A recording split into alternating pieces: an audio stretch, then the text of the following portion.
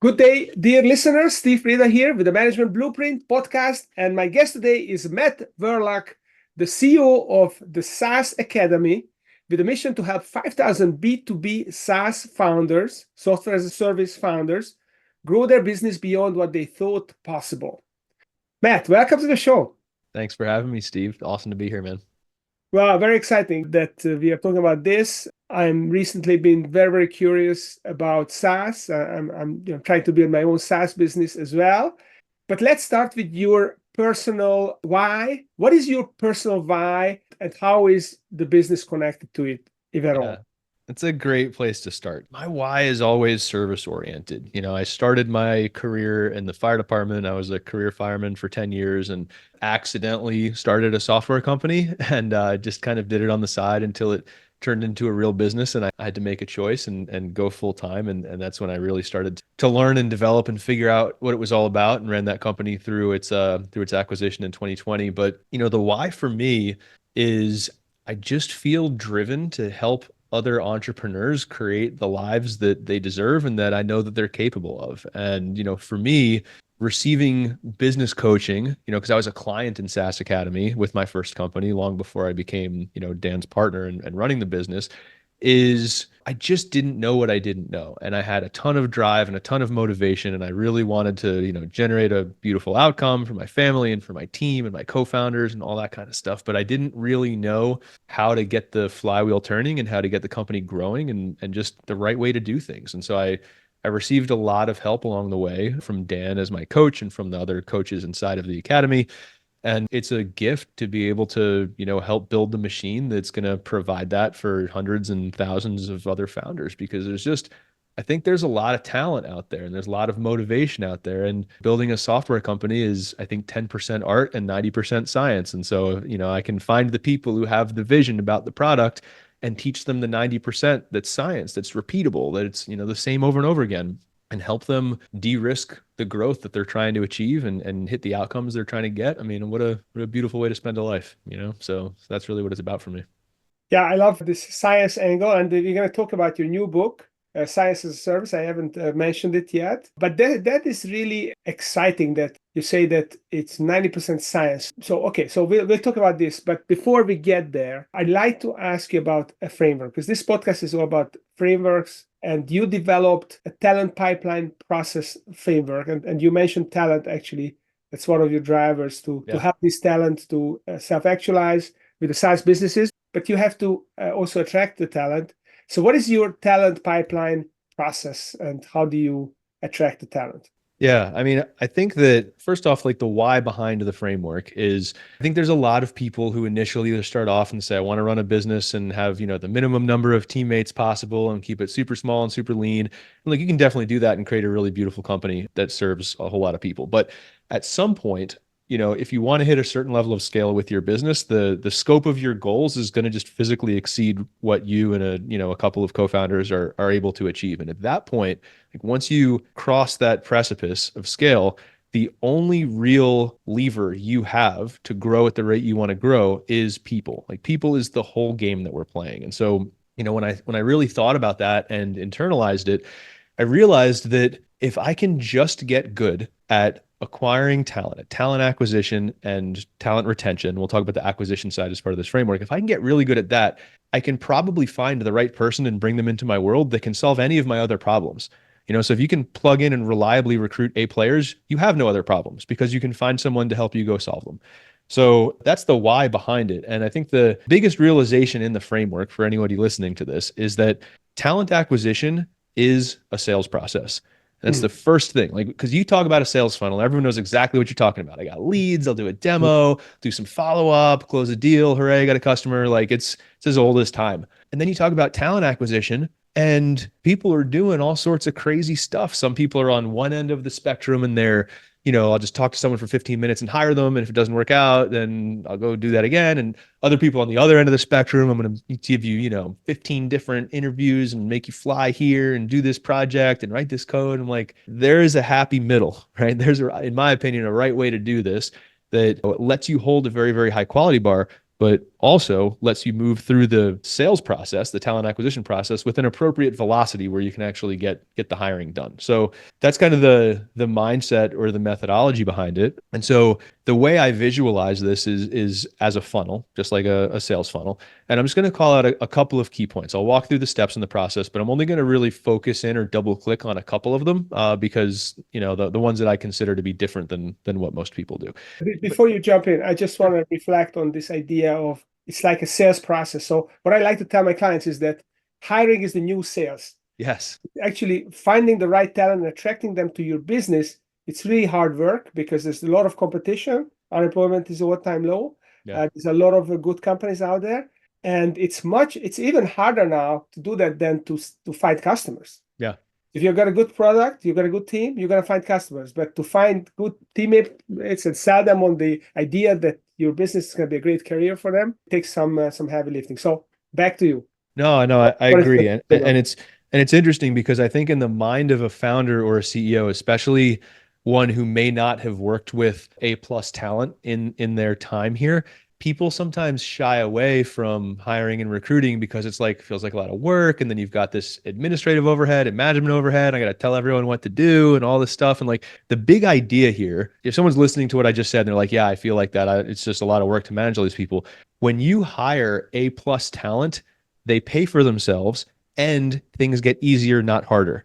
So if those two things aren't true, you likely haven't yet achieved the level of talent on your team that you should be striving for. And it takes time, right? I mean, not every business is candidly not every business is worthy of A+ talent that's going to walk in and, start flipping your whole situation upside down. But like those people are out there, and that is what we should strive to achieve as founders, is getting a team full of those people. Where you as a CEO, you're like, oh my God, I'm so happy these guys let me keep showing up.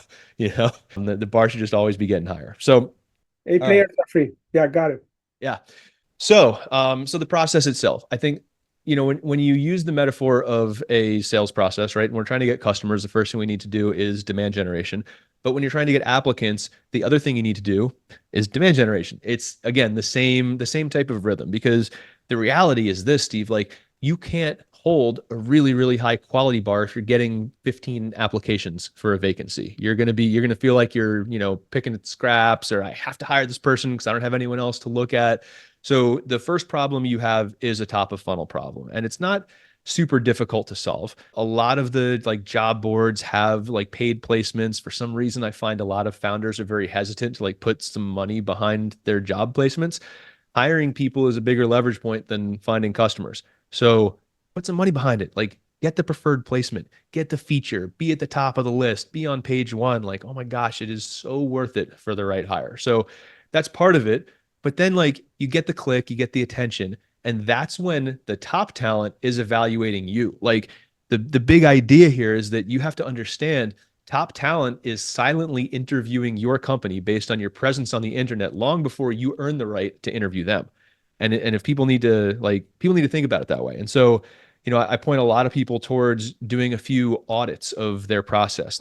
What does the jobs page look like? Does it look like every other page? Or are you actually selling the culture and selling the mission of the company and showing videos of your team hanging out together? And why is your place a cool place to be? If you don't have an answer, you should make your place a cool place to be. You should have an answer for that as a leader. We've got to build the culture that we want to indoctrinate people into. And so, it's all couched under this term of employer brand, right? So do a search for your company. What do the reviews say about your product? What do they say about your culture? Are you on Indeed or G2 Crowd for the product, or Glassdoor for the business? What are people saying about you? Because the top talent, they're silently interviewing you before they even apply. And if you fail that silent interview, you don't even know, right? So put yourself in that shoes of why is my company worthy of an A+ player to come to, and get all those boxes checked off first. And then you'll probably feel more confident putting money into your job placements to promote them, because better talent will be more likely to apply. So the first part is solving for demand generation. So demand generation, and then how do you actually get them to interview you? Is it about the ad, or you mentioned the 1-minute video you can shoot? So what's the next step? Yeah. So for getting them to apply, the jobs page itself and the application, the application is to be written like a sales letter, right? So if it's just, I require 3 years of, .NET experience, blah, blah, oh my God, snooze. right? You got to be really selling like the mission of the role and who you'll be reporting to and like all the intangibles that people look for. So you build a job post that's worthy of the application, but Mhm. you're going to get, like, if you're doing all these things right, you're going to create the next problem, which is you're going to get crushed with applications, and 90% of them probably aren't going to be the A players you're looking for. So you mentioned the 1 minute video. This is my favorite first filter tool. So in every job application, we do this from, directors and VPs all the way down to the most junior individual contributors. Part of the initial application is please record a 1 minute video that answers two things. Why are you a great fit for this role? And what's your favorite nonfiction book? And those two questions are chosen on purpose. There's actually three questions in there. Can you answer the two? And can you do it in 1 minute? Right? Because you'd be amazed the number of like 7 minute, diatribes that we get on some of these videos. And the nonfiction book is important to us personally because it's a core value of ours of constant personal development. Like everyone on our team is a reader, right? They're taking courses, they're reading books. We have an unlimited book budget for our team as a benefit, like it's part of our culture. So we want to make sure that that doesn't scare anybody off. So we have the 1 minute video as our first filter in the application. Mhm. We also put a video of our own on the application page called How to Crush Your 1 minute Video for SaaS Academy. And it's us talking about how to shoot a good video and how we use it and why. Again, you have to sell the ask, right? We tell them why they're doing the thing that they're doing for us. And like our stats, about 21% of people will submit the video on the initial application. Those people go right to the top of the stack, and it's a really beautiful first filter. So that's how we do the video filter. Love it. Love it. Okay, so let's say they were attracted by your job ad, premium placement, really reflecting well on the values of the company, the mission. It's attractive, so they take the time, they record a 1 minute video, you get 20% conversion, whatever. What's next? So we do a quick 15-minute screening call with our people team. I'm not going to spend too much time there. It's a very quick, like, can they show up to the call, have a quick conversation, talk about their resume, like just, regular what you would expect. But the next part that I think is different than what most people do is we actually do a behavioral and cognitive assessment before they get interviewed with their hiring manager, right? So let's say we're hiring someone for the marketing team. Before they interview with our director of marketing, we put this assessment together. The way to think about it is this: the time and bandwidth from a hiring manager in your company is precious, right? I don't want our hiring managers doing 50 interviews to fill a role, right? So we have a person on our people team who does the initial screen, and then we only take the people who we think are the best and forward them to the hiring manager. So like the ratio of interviews to making the hire for a hiring manager is an important metric for us. We try to keep that as low as possible. And so what we do, we use a software called Predictive Index. There's a bunch out there, but PI is the one that we use. And we'll actually build a behavioral profile for every role that we open based on like what personality traits and like predispositions would be most useful. And they help with that. They consult on that process. Yeah. And then every applicant goes through, and it takes like 10 minutes. It's super fast. But they go through a quick behavioral assessment and cognitive assessment, and that gets added to their like dossier essentially. And so by the time they get to a hiring manager, we've done an assessment of their work experience. They've done a 15-minute screening call. We've got their 1 minute video, their behavioral assessment, and their cognitive assessment.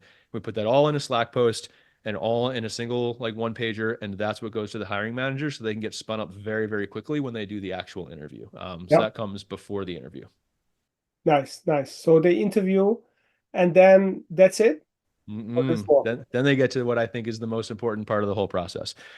I think Seth Godin was one of the first to say this. He said his principle is I can't work with you till I work with you, which I love. And I'll tell you, I've made a lot of hires over the years, and especially in my earlier days, like in my first company, I never did this until, we learned how to do it.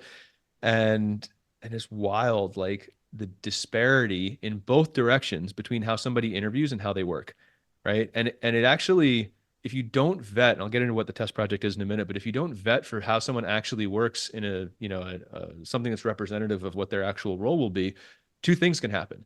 You can have someone who interviews really, really well, but their work's not as good. That's the one everybody worries about. But the one I worry about more, candidly, is someone who might not interview that well, but they're actually a weapon in their role. And because they didn't interview well and you didn't have a mechanism to actually evaluate their work, you actually missed out potentially on somebody who's an incredible asset to your company because they might not have been able to be as good as someone else at a conversation, which is like the bigger kind of like hiring crime is like missing out on talent. So you never want to do. So, So do they do that even after they had, so after they had the manager interview, mhm. do this test project? So even if they didn't do well on the interview, you would have them do the test project? It's up to the hiring manager's discretion, right? So the thing that the kind of the core principle for me here is that I don't want a hiring manager making a hiring decision just off of the interview, right? And so what I've found when we look at the like how the humans are behaving in the environment is that even if someone like yes, if someone bombs their interview, they probably will not move forward. But Mhm. if someone is like marginal, they're on the edge and should we move them forward or not? What I found is that the hiring managers, because they know there's another opportunity to more directly vet their work abilities, they'll default to moving them into the test project to give them a chance at like outshining their interview, which I think is a really helpful thing because we'll stack rank at every stage of the process and be like, oh, you know, Steve's my number two, but I think Jimmy's number one. And then we do the test project and the hiring manager comes back and like, actually, Steve crushed this thing. Like Steve is absolutely, you know, more competent at this role than Jimmy, and we should hire Steve. So I see it happen pretty frequently. So what we do for the test project is this. It's in two phases. We only do one. I get a lot of heartburn on these companies that are like, give them, you know, 5 different projects. We do one project. We time cap it at 10 hours and we pay people a pre-agreed upon hourly rate for it, even if we don't hire them. Right. Mhm. I don't like free lunches and I value people's time. So we just back into the hourly rate. I'm like, look, if you want to participate in this, that's cool. We'll pay you either way, whether it works out or not. It's all good. And so we put together a project.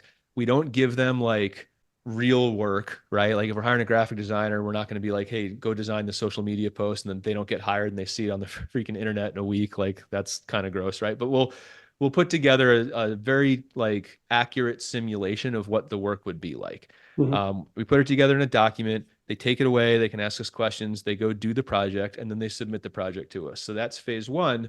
And then unless the project is a disaster, they move on to phase two, which is they actually come back on and present their work to us.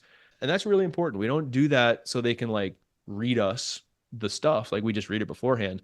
It's more of a Q&A session. So they'll hit the high points, but then I want to like get into their heads. I want to see how they think about the work, how they approach the work. I asked them, what was your favorite part of this project and which part didn't you like? You know, a lot of like behind the scenes questions about what went through their heads while they were doing the Yeah. project. And we work through that. And then so from there, then we'll do like a fit call with our CEO, and that's the last step. But the test project is something that is mandatory, never skipped, never optional. And our goal with our people team is to get 3 highly qualified, viable candidates through the test project process. So that way, if we lose one on like a salary negotiation or like another offer or something like that, we're not back at the top of the funnel, back at square one. So that's what we do. That's a test project. Wow. That is very, very very involved. So in order to get 3 people through the test project, and you only get 20% of the applicants to record the video, then the screening is going to get some people out. Mm-hmm. Maybe another 30% is going to be screened out, and then the test project. So you need what? You need at least 50 or 100 applicants for that 3 people to make it, wouldn't you? Yeah, but honestly, if you're doing your top of funnel right, you'll get 10 times that. And then you let the filters do their jobs. And that's why I led the conversation with the top of funnel. Because technically, when you talk about the framework, you just say, oh, put a video in. And then what I find is without the context, knowing that you need to invest in the top of the funnel, people install the video filter into their process and they're like, I got 20 applicants, which used to be good, and none of them submitted the video. And now what the hell do I do? Right. And it kind of puts the brakes on. So, I mean, Steve, we get like probably between 1,200 and 2,000 applications for every role within the first 5 business days that it's posted. And, you know, that gets whittled down by 80% or so just on the video filter.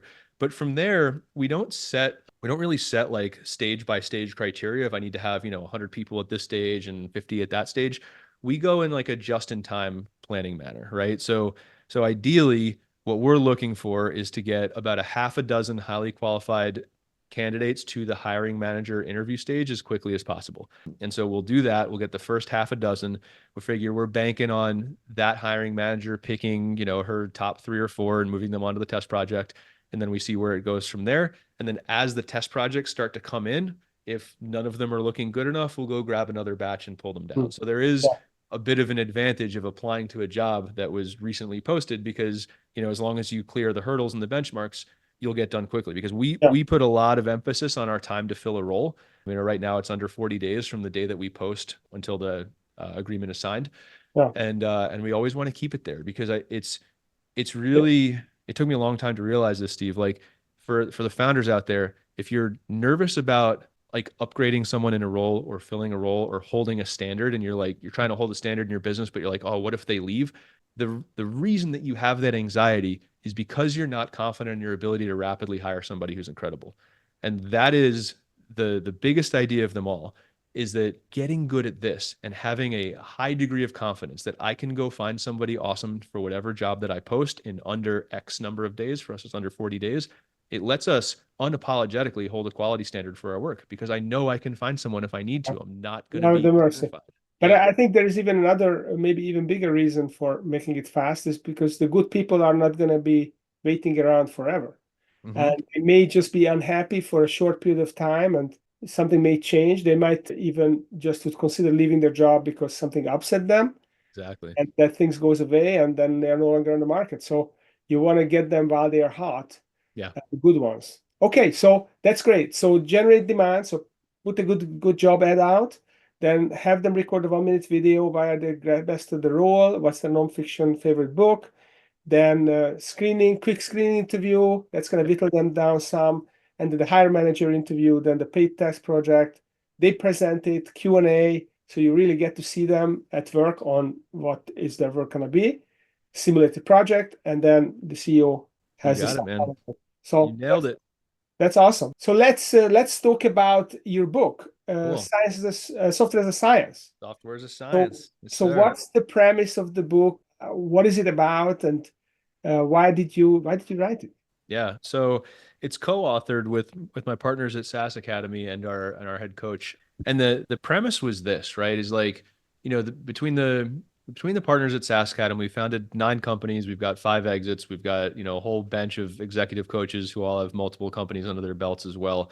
And we've coached a couple thousand B2B SaaS founders at this point. And I'm not saying that to brag. What I'm saying is that we've got a large breadth of at bats, right? Talking to founders, diagnosing their problems in their companies, in our companies.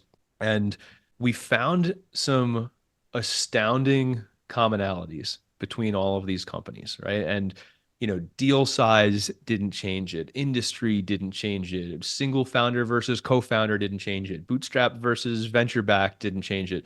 Regardless of anything, the growth model of a recurring revenue business is very, very, very consistent across all the different types and niches and flavors of SaaS companies.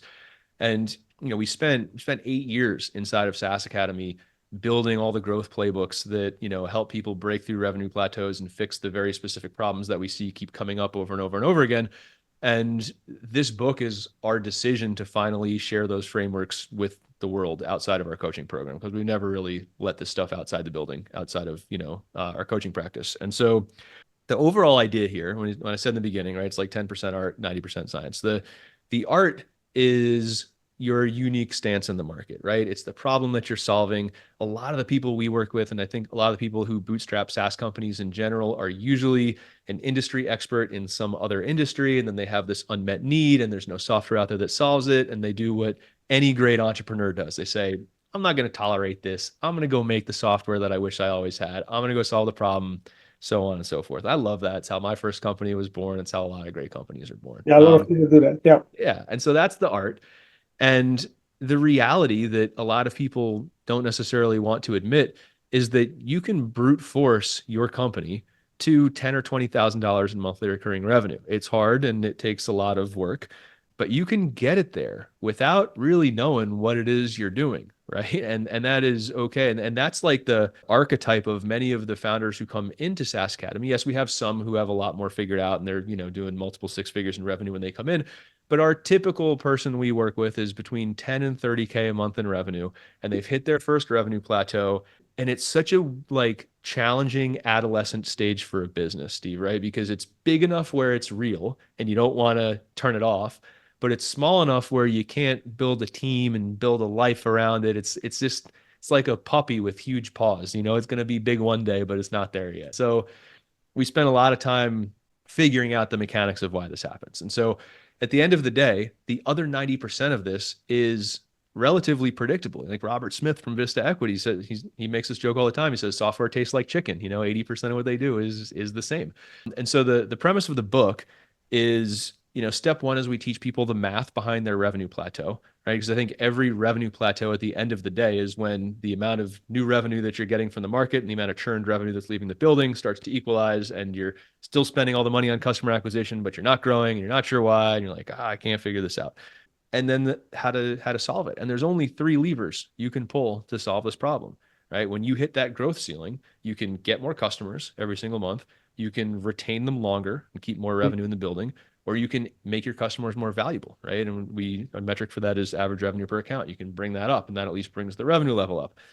And the thing that's interesting is a lot of founders have a decent idea on how to do these things, but they're not necessarily sure in what order to do them or when to do them or what the right benchmark is to consider something solved before you move on to the next thing. And that's where the math gets really, really interesting, because a lot of the time, what we see most often is that people just try to solve everything with getting more customers, and then they keep investing more into customer acquisition, and then they run out of cash.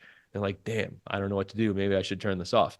Or a lot of the times, if you invest more in retention to make the business more efficient, and then put some effort into expanding customer value, which gives you more resources, that then you go ramp acquisition, you can actually have a much more dramatic growth curve over the life of your business. And so we teach people the math behind that.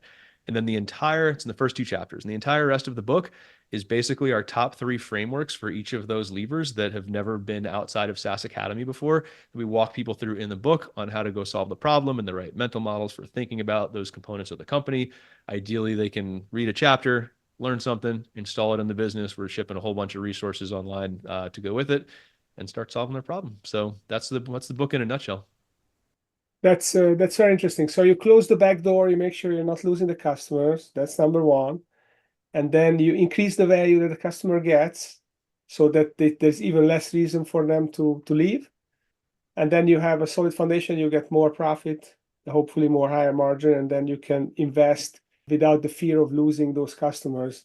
For sure. Like that's the most common sequencing, but it's not true for every company. And that's the beauty of the math, is that, we're even like building calculators and software to go do this, is that when you plug your numbers in, we can tell you which one you should solve, right? So, I mean, let's say your churn is actually very, very low. That sequence that I just walked through wouldn't be appropriate for your business. But the important part is that we would be able to mathematically identify the sequence that will net your business the most gains and put that in front of you with the approach that we outlined in the book.